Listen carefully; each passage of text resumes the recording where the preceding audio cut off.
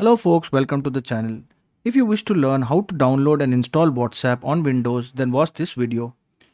So you can do it to two ways. One is to open the Windows Store and to look for WhatsApp. Now remember, don't download WhatsApp beta, but only download WhatsApp because WhatsApp beta is the testing version. It may be unstable. So we'll click download here. I've already installed it, so it's open on my computer, but if it's uninstalled in your if it's not in your computer, then you can click on get and it will download and install automatically. The other method is to go through the browser and look for the WhatsApp download